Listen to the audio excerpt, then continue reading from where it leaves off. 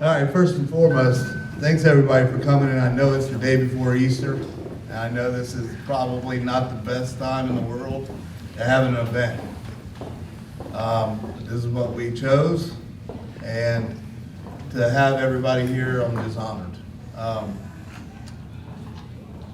Five years ago, I was teaching a class in Middletown, and I was trying to, I was teaching what I developed called three-dimensional policing. And we were getting ready to go to lunch, and I had about 50 to 60 people in the room. And most of them are in service, so they're really just there to get their hours. We all know, right? They're just there to get their hours because they've been cops for 20, 30 years, and there's nothing I want to tell them that they're going to learn anything. So there's a part of this that's called leadership, and it's called problem solving. Law enforcement is problem solving. We all do it in our lives every single day. But law enforcement, every time someone calls, we are going to their home to solve a problem for them. Well, the military taught me one thing in leadership school. The very first thing they taught me was problem solving steps. You have to identify the problem, you have to make a plan, and you have to implement the plan, then you have to review. Well, I can tell you law enforcement does not like reviewing, because we do not like being wrong, because most of us are A+++++ personalities. And my wife can tell you, my son can tell you, my brother and everybody else, I am an A+++++ personality. Hence the chewing in class. I'm gonna do it my way, right? So I handed out a bunch of sticky notes. And I said, I want you to put down your problem that you have in your areas. And I have a bunch of sheriffs and chiefs in the room. And I said, write down what problem you have and throw them in a hat. Every single sticky note had drugs on it. Every single sticky note had drugs on it. And I looked over to this sheriff, I won't say who, and I said, well, what's your plan, Sheriff? We got a room. We have 1,000 years of experience sitting in this room. Why can't we come up with a plan to actually fix and attack the drugs? Because I guarantee you, the majority of the people in this room, addiction and drugs have affected their lives some way, some shape or form. Or you have a friend, right? We've all cried over a lot of this as well. So you think we could sit together in a room and come up with a plan? The sheriff looked at me and he goes, well, zero tolerance. I looked at him and I said, that's not a plan. It's an ideology. That's a goal. I said, so, but good try. I think he didn't like that. So I went to this next guy and he's a police chief. And I said, hey, so what's yours? And he goes, zero tolerance. And I really just, well, if everybody knows me, I speak my mind. And Joel Thompson right there, who was my supervisor for many years, knows I speak my mind. But, and a lot of other people. And I looked right at him, I said, well, no wonder we got a drug problem. Nobody can actually come up with a plan to go after it. Hell, I should run for sheriff. Next thing I know, I was getting at, hey, are you really serious about that? So I went home and told my wife. She said, hell no. And then my son came up the stairs, Austin was in the room, and he goes, whoa. I just went to Afghanistan for you, all this nonsense you've been preaching all these years about standing up and doing what's right. And so now we ran for sheriff. But the one individual I spoke to was Robbie Seal. We went and had lunch, and Robbie's in here somewhere. There he is, back in the back.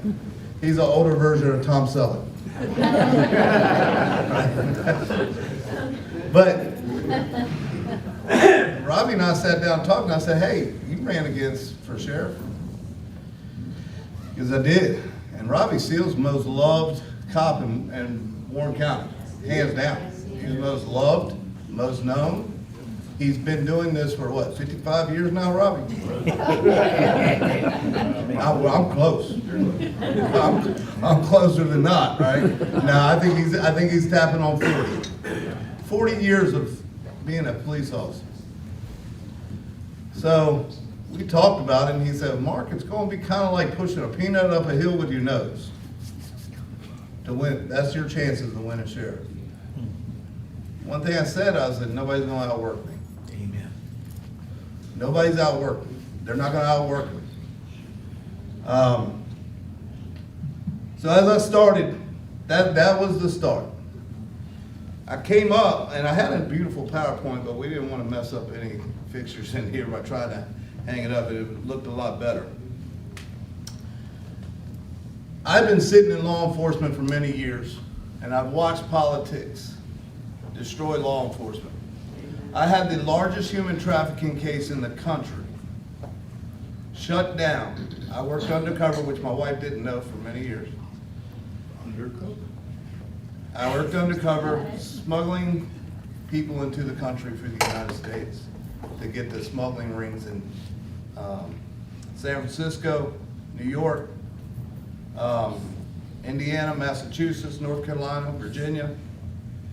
And it all started in Front Royal, Virginia.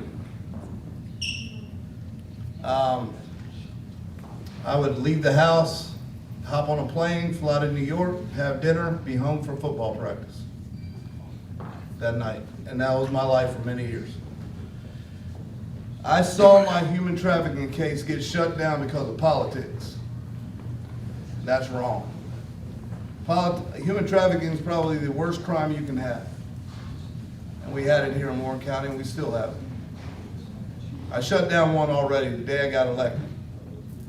I walked into the restaurant and I said, hey, I need your boss to contract Andrew Markham. That was my cover name, Andrew Markham. And I said, by the way, I'm Andrew Markham, Sheriff Butler. That business closed down 2 months later. So we ran them out of Front Royal. That was the only way I was going to be able to get rid of them. So going after the drugs and sitting down, I had three things. Well, I did a lot of interdiction. I've done a lot of undercover. I've had a blessed career. But I figured the only way you're really going to actually make a difference is to get everybody to help. And that's where we came up with the we. It's not me. I can't do this on my own. I couldn't win the sheriff on my own. When I talk to you about the sheriff's office, what we've done in the last 3 years, I think y'all will be very proud of what you've been able to accomplish, because it is you all. It's not just me. But the sheriff has a very easy job. Enforce constitutional laws. And then while protecting the constitutional rights of everyone. Period. That's my job. I will not enforce an unconstitutional law. Period. Not going to say I agree with everything, but if it's unconstitutional, I will not enforce it. My personal beliefs don't matter, and they haven't since January 1st, 2020. What's constitutional or unconstitutional, that's what matters. And I believe anyone who works in the Warren County Sheriff's Office can vouch for that, or anyone who knows me. I'm a firm believer in the people. If given the truth, they can be depended upon to meet any national crisis. The great point is to bring them the real facts. And I had to put this in here for my brother. And beer. I didn't put it in there, Abraham Lincoln said it. Right? And I was like, well, you know, my brother loves his beer. I don't drink. Elections belong to the people. It's their decision. If they decide to turn their back on the fire and burn their behinds, then they will just have to sit on their blisters. Abraham Lincoln once again. And that's the truth.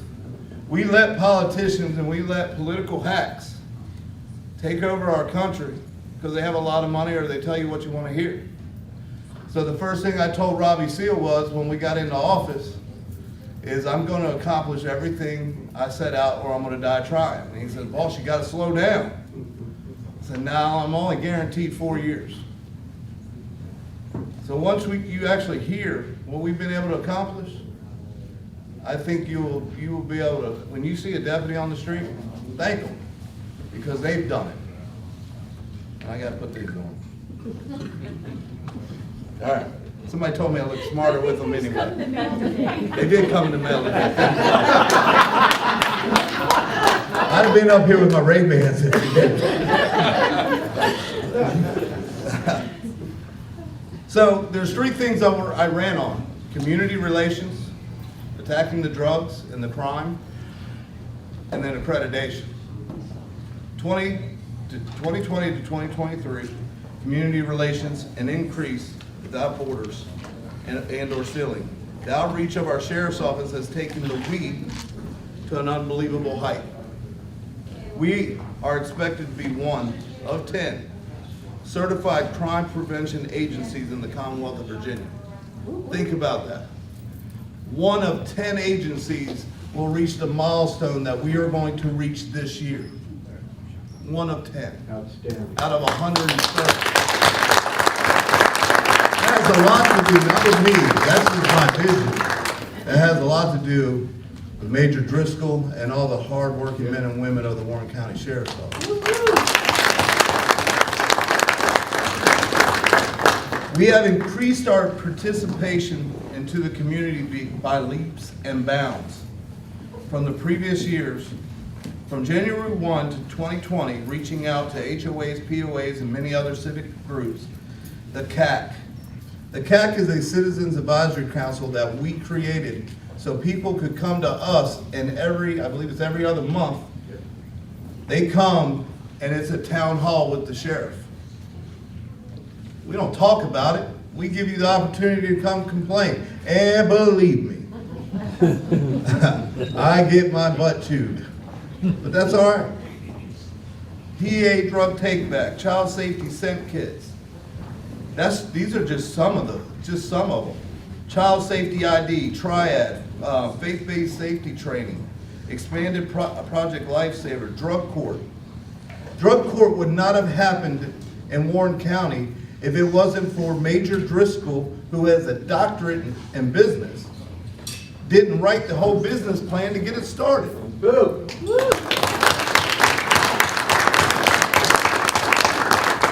The Youth Academy. So what we have created is a youth academy that's going to be similar to the drug court for our youth. That way, when they actually get deferred to the sheriff's office, they have to complete a class being mentored by the SROs. So they will get tying ties, eating properly. They will get demonstrations from the canines and so on and so forth. They will learn about cyberbullying. They will learn about drugs. This is the youth that we're missing in our society. So guess what? If nobody else is going to do it, the sheriff's office is going to step up and do it. That should be start September.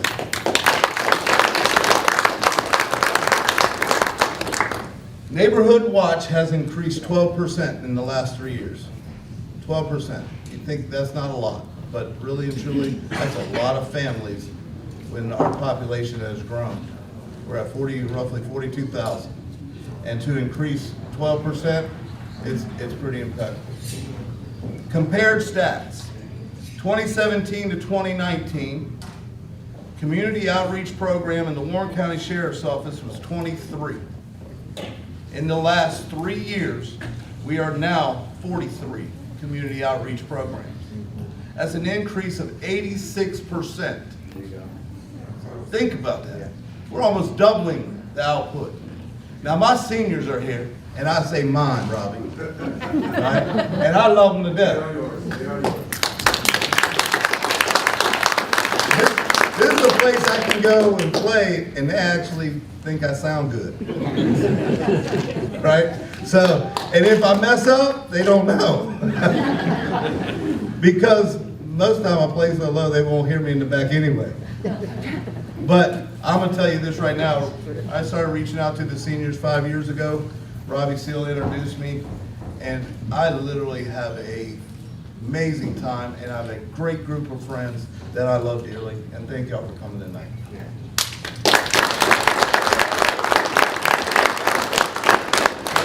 They love your guitar playing.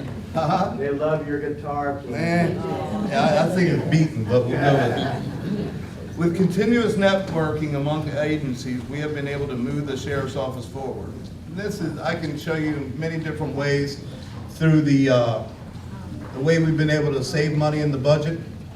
We just received over $100,000 in tasers, free, to the Warren County Sheriff's Office in Warren County, because of our networking and within the other sheriffs. $100,000.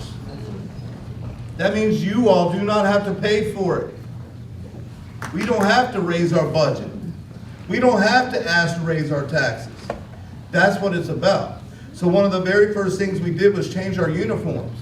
You see them now, they wear the tan khaki pants and polo shirts. I can get the deputies 4 uniforms for the price of 1 now. So we're not increasing our budget. And, where's Walt May? He's hiding. He's in, oh, there he is. He told me I had to give him a zero-based budget in 2 weeks. And he did. And I did. And we've been living off it ever since. We have a great networking with all our surrounding sheriffs. VSA, VSI, if you hear them call you and say, hey, support them if you can. They actually go and fight legislation for us. They fight for our pay scale through the state. A lot of people don't realize this. We're not like the town police. Anybody know the difference between the town police and the sheriff's office? Phoenix might back there. All right. Mr. Phoenix actually is one of the winners of our scholarship for this year, and he's hoping to head off into the Naval Academy. Give him a hand. And I'm honored for him to be here tonight. Thank you, Phoenix, and for your family.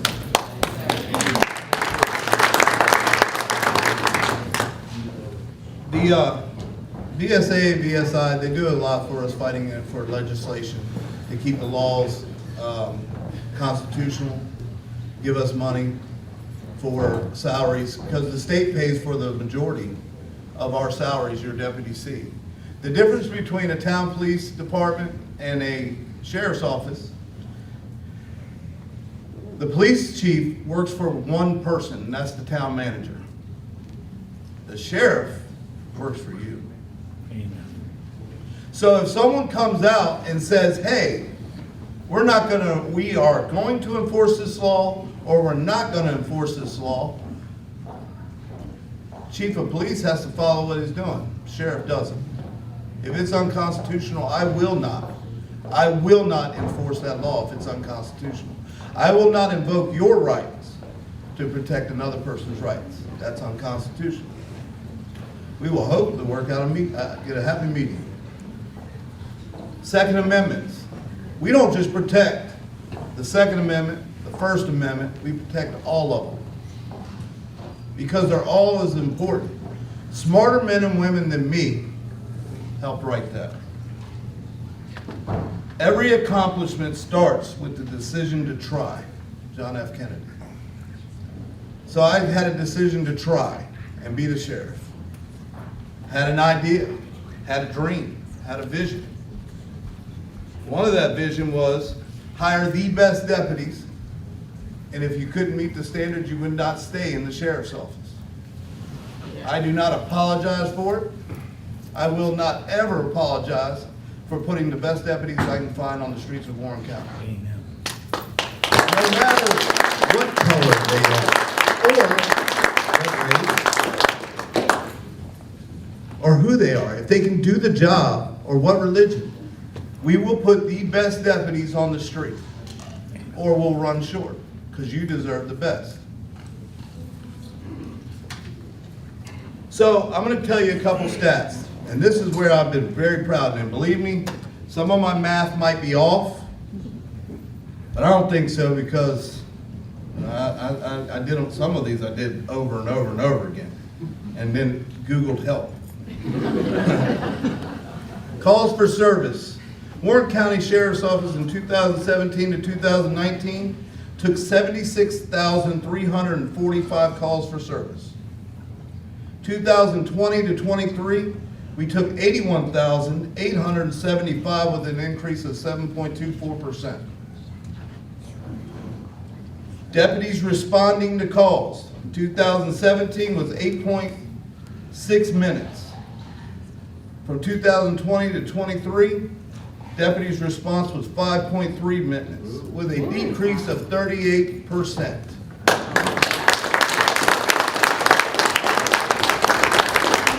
Deputies showing up on scenes decreased 26%. So we're actually getting to your house. And if someone doesn't come to your house, call me. I'll come. And I've done that. Accident reports. Sheriff's Office never really took accidents reports before. So if you got an offender bender in the Warren County, deputies would call the state police, and you'd have to sit there and wait for about an hour for the state police to come work your call so you could get on with your day. In 2017 to 2019, Warren County took 304 accident reports.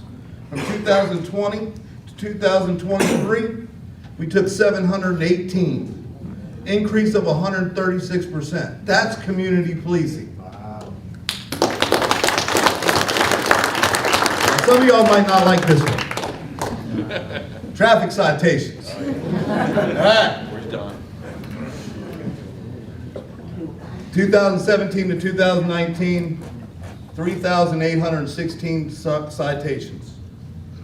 20 to 23, 5,753 with an increase of 51%. We have safer streets. Our DUIs, taking DUIs off the streets increased 60%. Wow. 60% in 3 years. Interdiction was part of the vision. Interdiction was part of the vision, and I will get to that in the next page. Our calls for service at the schools. You hear it all over the National Enquirer Facebook page. Uncensored. How we don't have SROs.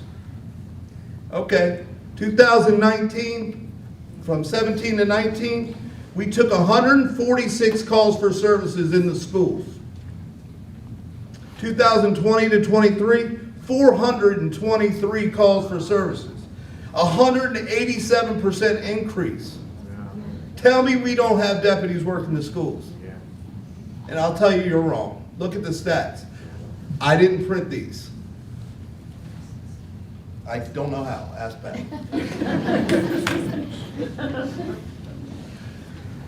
Safer streets. Arrests. 17 to 19, 1,687. 2020 to 23, we were up 22%. 2,068.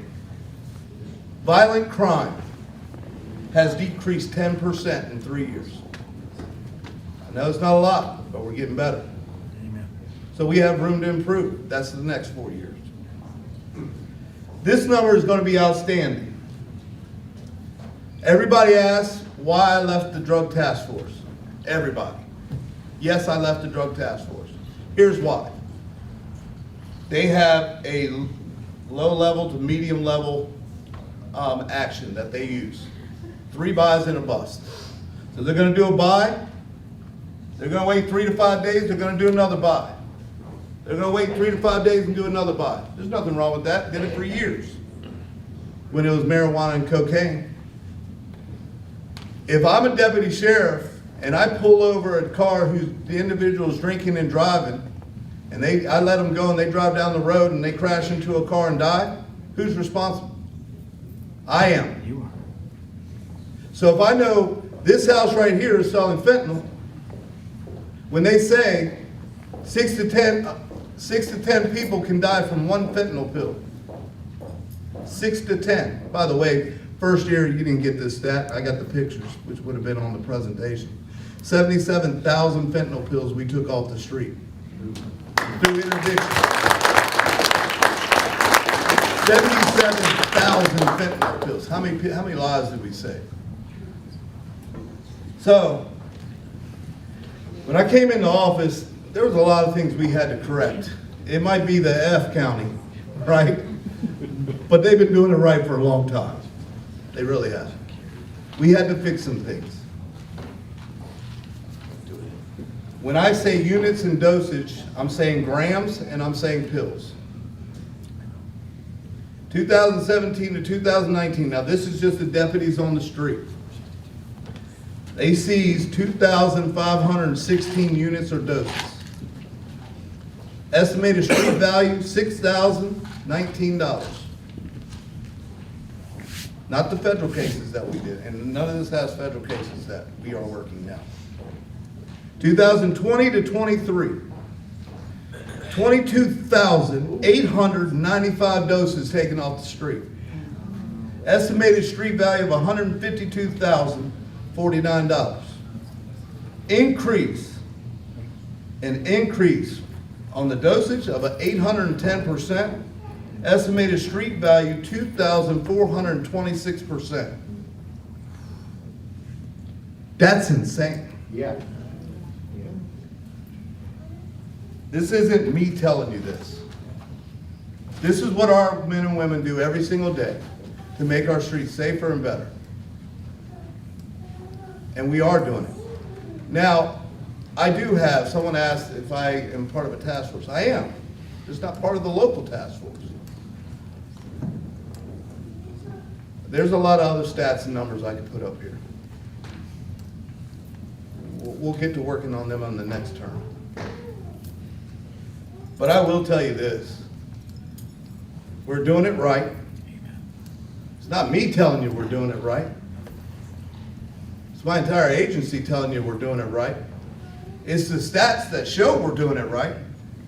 But I got one thing even better for you. Accreditation.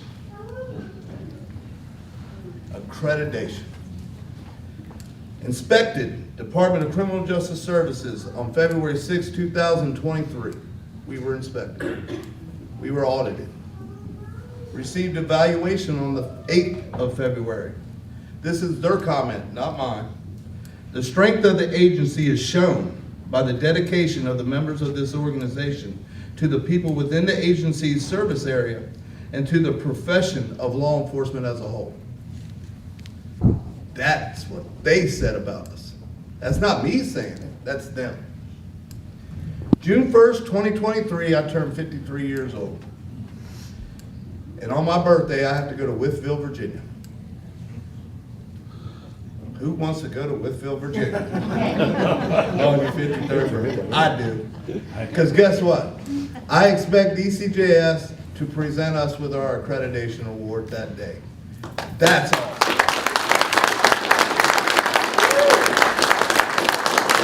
We will be the only accredited agency in Warren County. We will also be the 103rd agency out of 340 agencies in the Commonwealth of Virginia to be able to achieve this. Yeah. Yeah. That's awesome. Once we get our certified community policing, we will be one of 10. This puts our agency in the top 2% of all agencies in the Commonwealth of Virginia. All right, Sheriff.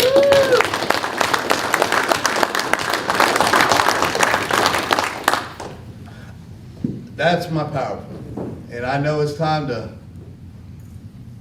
Patty's cutting me off. What's up? Where'd you go? I know it's time to eat. Oh, I'm getting there, that's where I'm going now. That's my work wife. And my wife knows it. And, y'all, I'm honored and I'm blessed. Amen. Yeah. Be your sheriff, I never thought I'd be here. I never did. Never had any admiration for the sheriff at any time, and Joel can vouch for that. Right? But I will tell you, I'm gonna tell you this right now, and I hate it, but I'm gonna be I am not gonna be humble on this one. Nobody's gonna beat us. And I promise you, as long as I'm your sheriff, I will live by my words. My wife will tell you I'm square. You're not gonna outwork me. I will continue to do traffic stops. I will take drugs off the street. Amen. I will arrest people, Blaine. Amen. All right, I gotta tell this one. Blaine, I met Blaine a long time ago, and he goes, I run that traffic light, and he speaks really fast if you ever talk to him. I run that traffic light every single day when I leave my business, and he's talking about that fast. He goes, what are you gonna do when you pull me over? I said, give you a ticket. He goes, I support you. And he's been supporting me ever since. But Good old boy. we have individuals, I believe in running independent. Amen. Hey. I run independent. My personal opinions don't matter. I run independent. And there's some others in here that are running independent. Grace Morrison is running to challenge the delegate for Virginia, for our area. Stand up, Grace. It takes a lot. It takes a lot to run independent. But guess what? I don't need 40 people in a room across town to tell me who to vote for. I don't need you to tell me what I need to know. All I got to do is read the Constitution, because I can read, and know that that's how I want to live by. So I say, great for everyone. Run. Run. If you're thinking about it, do it. Because you can make a difference. This shows you can make a difference. I thank everyone for being here tonight. I love you all. You know that. And I am honored. And I thank my wife and my son, my brother. I am better looking than you. I don't care.